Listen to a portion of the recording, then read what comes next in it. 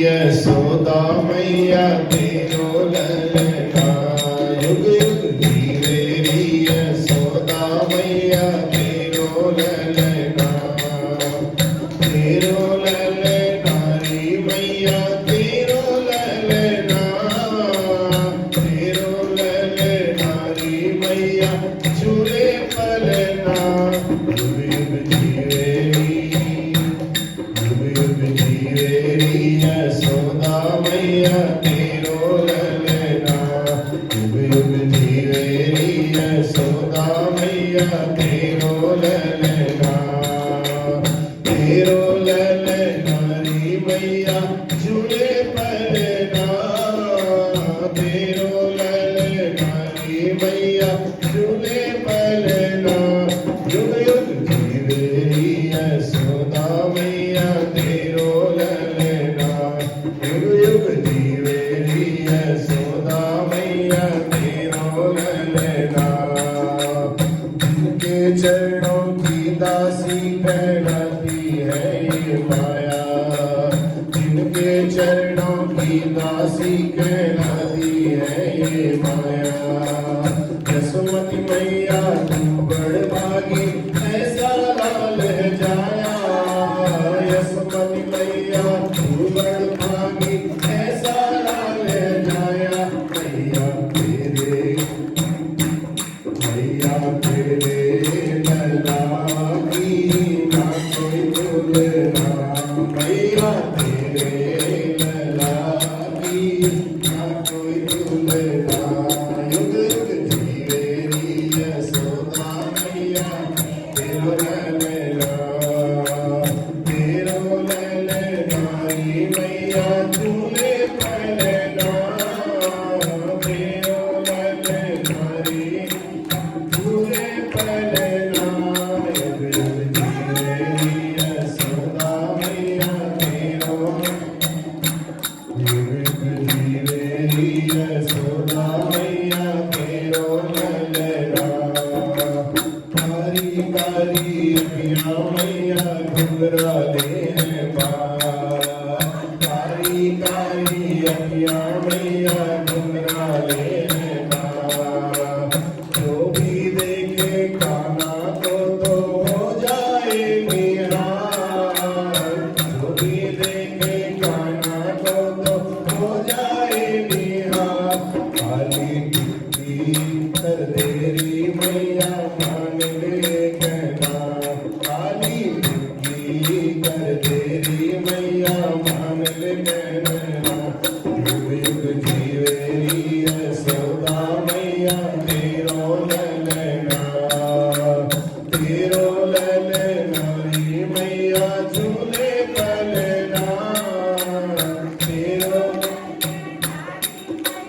झूले पलना युग युग जीवे री यशोदा मैया तेरो ललना युग युग जीवे री यशोदा मैया तेरो ललना धन्य हुई ब्रज नगरी मैया धन्य हुआ वृंदावन धन्य हुई ब्रज नगरी मैया धन्य हुआ वृंदावन पाँव तेरे कान्हा के पड़ गए हो गई धरती पावन पाँव तेरे कान्हा के पड़ गए हो गई धरती पावन देवता भी चाहे मैया दर्शन करना देवता भी चाहे मैया दर्शन करना युग युग जीवे री यशोदा मैया तेरो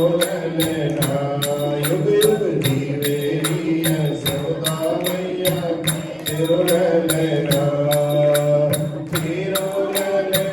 री मैया झूले पलना तेरो ललना री मैया झूले पलना युग युग जीवे री यशोदा मैया तेरो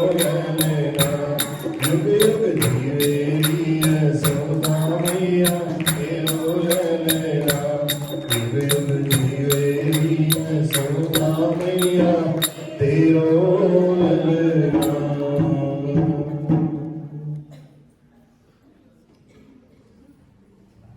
इतनी सुंदर सुंदर भगवान की कथाएं सुनने को, श्रवण करने को मिल रही है। यशोदा मैया का भी क्रेडिट जाता है, तो इसलिए यशोदा मैया को भी बधाई देनी चाहिए। इतने महीने भर, कई सालों से आप इस भगवान की प्रेममयी कथाओं को श्रवण करते हो।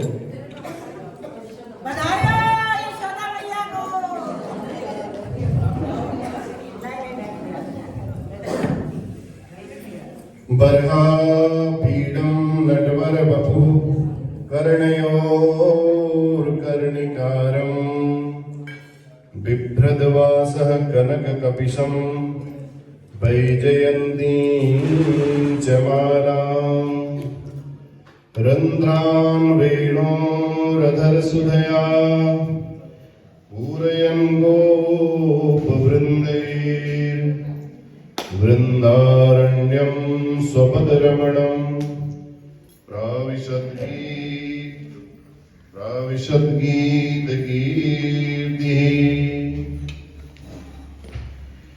या सृष्टिसृष्टुराद्या वहति विधियुतं या हविर्या च होत्री ये द्वे कालं विदत्तः श्रुतिविषयगुणा या स्थिता व्याप्य विश्वम् या माहुः सर्वबीजप्रकृतिरिति यया प्राणिनः प्राणवन्तः प्रत्यक्षावि प्रपन्नस्तनुभिर्वतु वस्ताभिरिष्टाभिरीशः।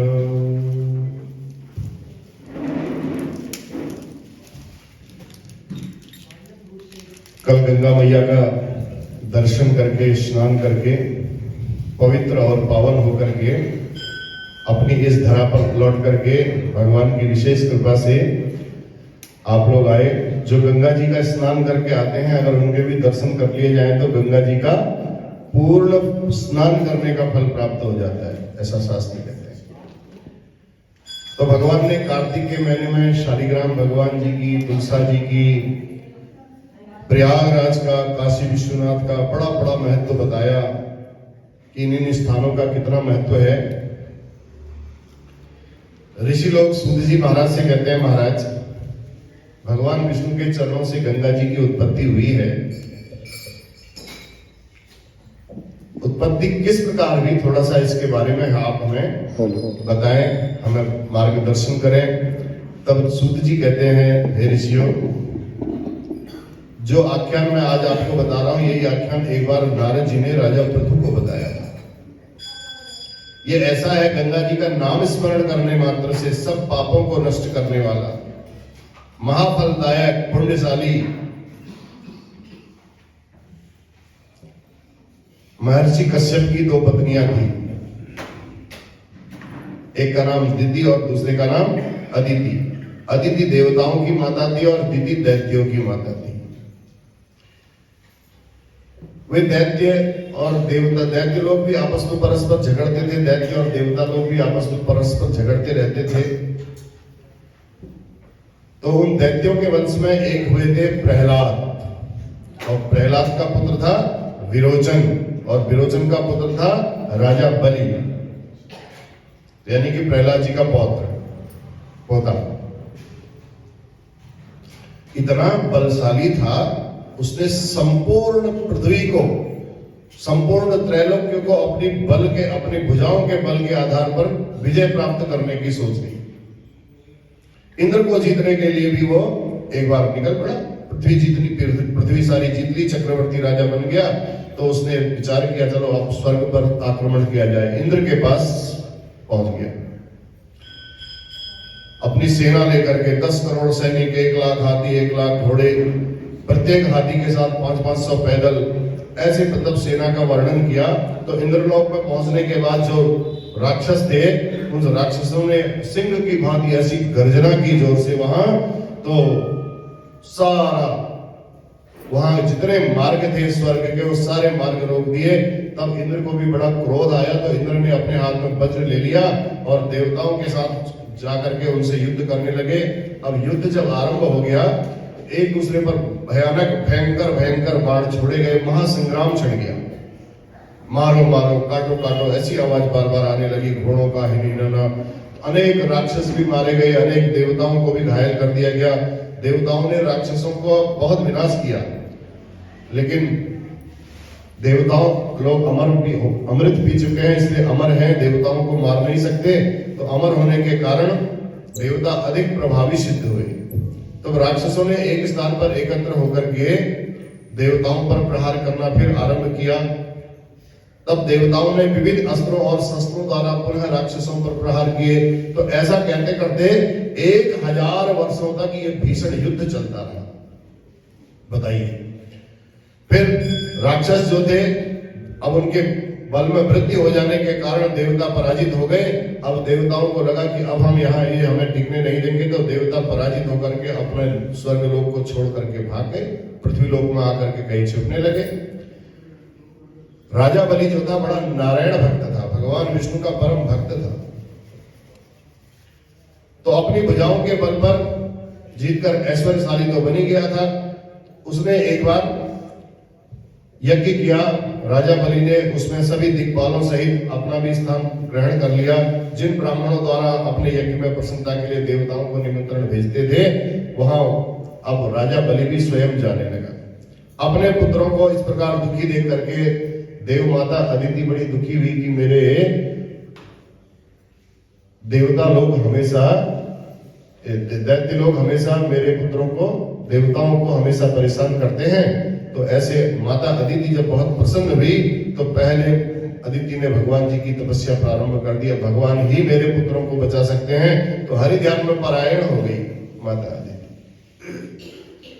पहले कुछ दिनों तक फली खाए, फिर पत्ते जितने गिरते थे उन पत्तों को खाने लगी, फिर वो भी छोड़ दिए, वायु भक्षण करने लगी। ऐसी बड़ी अखंड तपस्या की, कभी खड़े होकर के ही किया, केवल एक पांव पर खड़े, अंत में फिर पंजे के बल पर खड़ी हो गई। तब उन्होंने भगवान सच्चिदानंद के ध्यान में अपने मन को लगाया और हजारों वर्षों तक बहुत कठिन तपस्या की माता अदिति ने। तब मायावी राक्षस उनके तप के विषय में जान गए। राक्षसों को पता चल गया कि अदिति माता, देवताओं की माता तपस्या कर रही है हमको हराने के लिए। तो ऐसा जान करके वो देवताओं का रूप धारण करके अदिति माता के पास पहुंचे और राक्षस बड़े प्यार से कहने लगे, माते आप इतना दारुण तप क्यों कर रही है, बताइए। आपका शरीर इस दुखदाई व्रत को करने से बहुत कृष्ण हो गया है, पतला हो गया है, आप इसको त्याग दें। ज्ञानी लोग जानबूझ करके किए गए कष्ट से प्राप्त पुण्य की प्रशंसा नहीं करते। तो माते आप इसको त्याग दो। बताओ, बिना माता के बच्चे कैसे रहेंगे? आप अगर अपने शरीर का त्याग कर देंगी, सब कुछ कर देंगी, तो हम लोगों के लिए बहुत चिंता का विषय बन जाएगा। तो मातृहीन व्यक्ति तो फिर मृत के समान माना जाता है। इसलिए आप इस तपस्या को त्याग दें माते, हमारा निवेदन है। लेकिन बहुत अनुनय विनय करने के बावजूद भी माता कदाचित भी विमुख नहीं हुई अपने तप से। जिसके घर में पुत्र धर्मपरायण माता पतिव्रता और साध्वी स्त्री न हो, उसे वन में चला जाना चाहिए। जिस प्रकार भगवान की भक्ति से रहित, धर्मश्रेष्ठ भोगों से रहित और पुत्र से रहित पत्नी होती है, माता से रहित पुत्र को भी हे माते वैसा ही समझना चाहिए। आप ऐसा जान करके हमारी रक्षा कीजिए और इस तप को छोड़ दीजिए। जब अदिति की समाधि भंग नहीं हुई, इतना सब सुनने के बाद, तो उन्होंने भगवान के चरणों में अपने मन को लगाया। तो वो आ गए देवता लोग, जो राक्षस लोग देवता का रूप बना करके आए थे, अपने स्वरूप में आ गए तुरंत। जैसे ही अपने स्वरूप में आए, अपने स्वरूप में आकर के अदिति माता को मार डालने का उन्होंने विचार किया। तो ऐसे क्रोध से लाल, ऐसे कल्पांत मेघों की जैसे ध्वनि होती है, ऐसी ध्वनि करते हुए वहां पहुंचे बहुत एकदम। तो अपनी दाढ़ों के अग्रभाग से उन्होंने अग्नि उत्पन्न कर दी, उस वन को ही जलाने लगे जिस वन में अदिति माता तपस्या कर रही थी। वन को जलाती हुई वह अग्नि 100 योजन तक फैल गई। अदिति को कुछ पता भी नहीं चला कि पूरे जंगल में अग्नि लग गई है। भगवान की समाधि में इतनी लीन थी, तो देव माता बची रही, अदिति बची रही। भगवान विष्णु के ध्यान में मग्न होने के कारण जो सुदर्शन चक्र था, उसने अदिति माता की रक्षा की। तो इस प्रकार अग्नि ने फिर अदिति को छोड़ कैसे दिया, उसे जलाया कैसे नहीं, इसके बारे में भी थोड़ा सा आप कृपा करके हमें बताएं। ऋषि लोग कहने लगे। तब भगवान कहते हैं, देखो भक्तों के महात्म्य को सुनो, बड़ा विशेष महात्म्य है भक्तों का। आप भगवान के लिए निस्वार्थ भाव से सेवा करते हैं, आपका कोई स्वार्थ नहीं है वो, तो भगवान भी आपकी रक्षा के लिए हमेशा तत्पर रहेंगे। धर्मो रक्षक रक्षितः। आप धर्म की रक्षा करने के लिए अगर बीड़ा उठाते हैं, इतने अच्छे कार्य करते हैं, तो कहीं ना कहीं ऐसी विशेष परिस्थिति में धर्म भी आपके साथ खड़ा हो जाता है। तब सूत जी कहने लगे, हे ब्राह्मणों सुनो, भगवान के भक्तों का जो महात्म्य है उसके बारे में मैं आपको बताता हूँ। इस जीवा से वर्णन कर पाना तो इतना संभव नहीं है, फिर भी आप लोगों ने यदि पूछा है तो मैं आपको इसके महात्म्य के बारे में बताता हूँ। ऐसा है, भगवान का नाम उच्चारण करने मात्र से सब उपद्रव नष्ट हो जाते हैं। जिन हरि का स्मरण करने मात्र से सब दुख नष्ट हो जाते हैं, ऐसे प्रसन्न वदन कमल नेत्र शंख चक्र गदाधारी भगवान श्री विष्णु जब अदिति माता के सामने में उपस्थित हुए, तो भगवान के ऐसे प्रभा मंडल श्री युक्त विग्रह को देख करके अदिति माता के शरीर का भगवान ने जैसे स्पर्श किया, तब भगवान कहते हैं, हे देव माता, मैं तुम्हारी तपस्या से प्रसन्न हूँ, निसंदेह तुम्हारा कल्याण होगा, वो तुम डरो मत, जो चाहो वो वर मांग लो, अवश्य तुम्हारा कल्याण होगा। विष्णु भगवान के ऐसा कहने पर देव माता अदिति लोगों को सुख देने वाले ऐसे भगवान श्री हरि के चरणों में पड़ गए, उनको प्रणाम करने लगे। अदिति कहती है, प्रभु आप सत्य आदि गुणों से रहित हैं, भेद लोग व्यापार के आप कारण हैं, आप बहुरूप हैं, अपरूप हैं, अद्भुत हैं, निर्गुण हैं, सगुण हैं, आपको हम प्रणाम करते हैं, आपको नमस्कार करते हैं।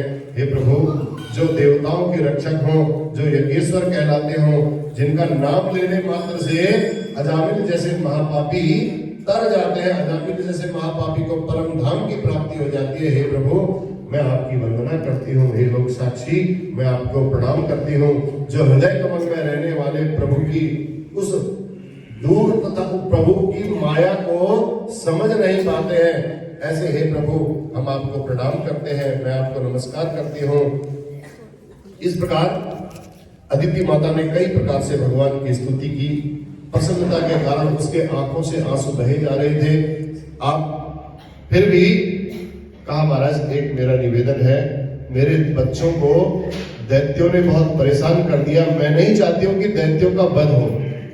देखो, मैं ऐसा नहीं चाहती हूँ कि उनका वध हो या उनको मार दिया जाए।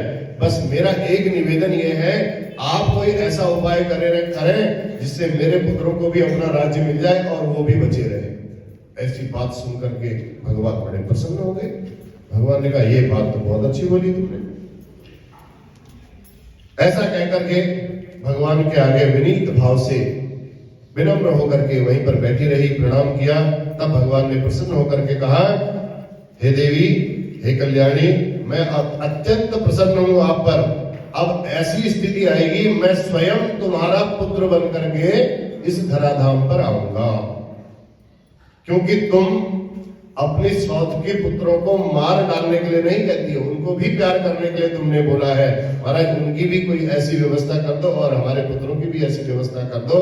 तो इस स्तोत्र का जो श्रवण करते हैं या पाठ करते हैं, उसको सुनने मात्र से भी भगवान की कृपा उन पर हो जाती है। तो तब अदिति कहने लगी, हे प्रभु, आप तो आदि पुरुष हैं, आप मुझे क्षमा करें। हे अनग, आपके एक एक रोमकूप में करोड़ों हजारों ब्रह्मांड निकाया निर्मित माया, रोम रोम प्रतिवेद कहे। एक एक रोम में करोड़ों ब्रह्मांड है आपके प्रभु। आपके बारे में हम क्या कह सकते हैं?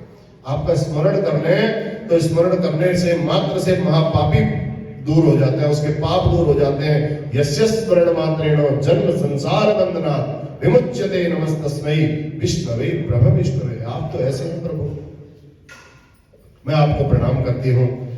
तो भगवान कहते हैं, अच्छी बात आपने बोली देवी, फिर भी हम तुमको गुप्त से गुप्त रहस्य बताते हैं, अभयदान देते हैं। और जो लोग राग द्वेष रहित होकर के मेरी भक्ति करते हैं, भगवान की भक्ति करो, राग और द्वेष नहीं होना चाहिए उसमें। फलाना ऐसा है, ऐसा है, फलाना ऐसा है, फलाना ऐसा है, कोई मतलब नहीं। भगवान की भक्ति करनी है, भगवान की कथा को सुनाना है और भगवान की कथा को सुनना है। राग द्वेष बिल्कुल नहीं होना चाहिए। तो इसलिए जो मनुष्य माता पिता की सेवा करते हैं, गुरु के भक्त होते हैं, अतिथि प्रिय होते हैं और सदा परोपकार की भावना जिनके मन में रहती है, वे सदैव मुझे धारण करते हैं। सत्य कथा सुनने वाला, स्वामी की सेवा करने वाला, आश्रम धर्म का पालन करने वाला, जो लोग पुण्य तीर्थ करते हैं, गंगा स्नान करते हैं, वे सदैव मुझे धारण करते हैं। जो लोग तुलसी की सेवा करते हैं, मेरा नाम लेते हैं, परोपकार में लगे रहते हैं, पराये द्रव्य की ओर देखते नहीं है, पर स्त्री की तरफ विराग रखते हैं, ऐसे लोग भी मुझे धारण करते हैं। हे देवी, तुम पतिव्रता, साध्वी, सबका भला चाहने वाली हो, इसलिए आज मैंने आपका पुत्र बनना स्वीकार किया है। मैं शत्रुकुल को नष्ट करूंगा, तुम्हारा पुत्र बनकर के आऊंगा। ऐसा कहकर के देवादिदेव भगवान विष्णु देव माता अदिति के गले में एक माला डाल गए और बस वहां से भगवान विष्णु को प्रणाम किया। अदिति माता ने, भगवान अंतर ध्यान हो गए। इसके बाद समय बीता। लोक वंदिता दक्ष पुत्री अदिति ने समय पाकर के सब लोगों को कल्याणकारी एक पुत्र को जन्म दिया। ऐसे शंख चक्रम सग्रीड कुंडलम सपीत वस्त्रम सरसीर क्षणम, शंख चक्र गदा दंड कमंडल अमृत घट दधी अन्न हाथ में लिए हुए वामन नाम से भगवान प्रभु का अवतार हुआ। बोलो वामन भगवान की। तो ऐसे प्रभु का जब जन्म हुआ तो भगवान का अवतार जान करके कश्यप ऋषि बड़े प्रसन्न हो गए और भगवान की स्तुति करने लगे। कश्यप जी कहते हैं, हे प्रभु, हे दैत्यनाशक प्रभु, मैं आपको प्रणाम करता हूं। आप त्रिविक्रम, अमित विक्रम, धनुष, चक्र, तलवार, गदा आदि को धारण करने वाले हैं। आपके नेत्र सूर्य और चंद्रमा हैं। आप यज्ञ का फल देने वाले हैं, सज्जनों के प्रिय हैं, यज्ञ में विराजने वाले हैं। हम आपको नमस्कार करते हैं। तब भगवान कहते हैं, हे पिताजी, आपने जो स्तुति की, मैं आपकी इस स्तुति से प्रसन्न हूं। मैं आपकी समस्त मनोकामनाएं पूर्ण करूंगा। मैंने 2 बार आपके घर में जन्म लिया है, अब फिर पुत्र बन करके मैं जन्म लूंगा और आपको उत्तम सुख प्रदान करूंगा। ऐसा कह करके भगवान अपने उस भगवान का जो स्वरूप था, उस रूप को भगवान ने हटा दिया और बाल रूप को भगवान प्राप्त हो गए। इसी बीच दैत्यराज बलि एक यज्ञ कर रहे थे। दीर्घ काल तक चलने वाला यज्ञ उनके यहाँ चल रहा था। तो उनके गुरु शुक्राचार्य जी ऋषि मुनियों के अतिरिक्त उस यज्ञ में उन्होंने लक्ष्मी सहित भगवान श्री हरि को भी आमंत्रित किया था, श्री विष्णु को भी आमंत्रित किया था। अब हवि को स्वीकार करने के लिए उस सारे ऋषि, ब्रह्मा आदि देवता उस महायज्ञ में आमंत्रित थे। वामन महाविष्णु भी जब महाबली के यज्ञ मंडप में पहुंचे तो उन्होंने अपनी मुस्कान से, अपनी हंसी से सब लोगों को मोहित कर दिया। उनका इतना सुंदर स्वरूप था, उस हवि ग्रहण करने के लिए जैसे ऐसे लगा कि भगवान स्वयं ही बलि के वामन के रूप में यहाँ पधारे। इतना उनका सुंदर स्वरूप, चाहे कोई दुष्ट हो, सज्जन हो, जड़ हो, पंडित हो, जब कोई भक्ति युक्त होकर के भगवान को आमंत्रित करता है, भगवान को बुलाता है, तो भगवान स्वयं वहां पहुंच जाते हैं। ऐसे ज्ञान चक्षु वाले ऋषियों ने वामन जी को आते ही जैसे देखा, पहचान लिया। अब ब्रह्मवादी ऋषि तो समझ गए कि भगवान श्री हरि ही है, भगवान श्री नारायण ही है। तो ऐसा देख करके दैत्य गुरु शुक्राचार्य जी ने राजा बलि को बुलाया चुपके से और कान में कुछ कहने लगे। अब क्या कहने लगे ये हम आपको कल की कथा में बताएंगे। बोलो बांके बिहारी लाल की जय। श्री भागवत भगवान की है आरती, पापियों को पाप से है तारती। श्री भागवत भगवान की है आरती, पापियों को पाप से है तारती। ये अमर ग्रंथ, ये मुक्ति बख्श, ये पंचम वेद निराला, ज्योति जगाने वाला। ये अमर ग्रंथ, ये मुक्ति बख्श, ये पंचम वेद निराला, सब ज्योति जगाने वाला। हरि नाम यही, हरि नाम यही, हरि नाम यही, हरि नाम यही जग मंगल आरती, पापियों को पाप। श्री भागवत भगवान की है आरती, पापियों को पाप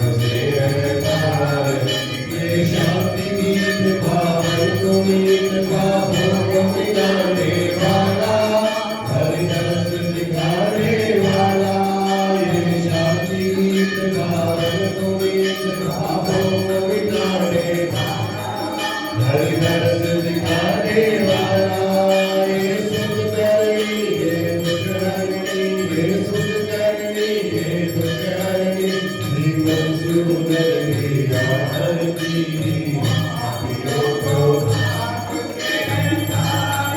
श्री भागवत भगवान की है आरती, पापियों को पाप से है तारती। ये मधुर बोल जगबंद खोल, सन्मार्ग दिखाने वाला, बिगड़ी को मनाने वाला। ये मधुर बोल जगबंद खोल, सन्मार्ग दिखाने वाला, बिगड़ी को बनाने वाला। श्री राम यही घनश्याम यही, श्री राम यही घनश्याम यही, प्रभु की महिमा की आरती। पापियों को पाप से आरती, भागवत भगवान की है आरती। पापियों को पाप से है आरती, पापियों को पाप से है आरती, पापियों को पाप से है आरती। कर्पूरगौरम करुणावतारम, संसारसारम, भुजगेन्द्रहारं, सदा वसन्तं हृदयारविन्दे। अहं भवानी चैतन्यं, त्वमेव माताश्च पिता त्वमेव, त्वमेव बन्धुश्च सखा त्वमेव, त्वमेव विद्या वरदं त्वमेव, त्वमेव सर्वं त्वमेव देव।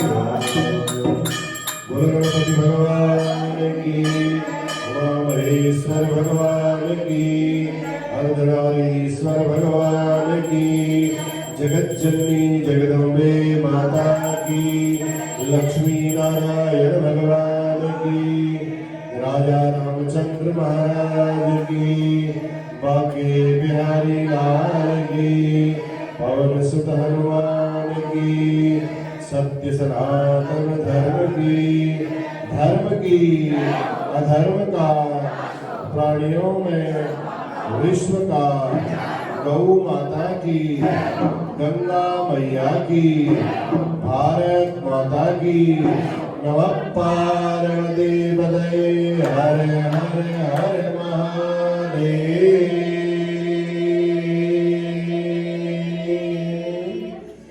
जय जय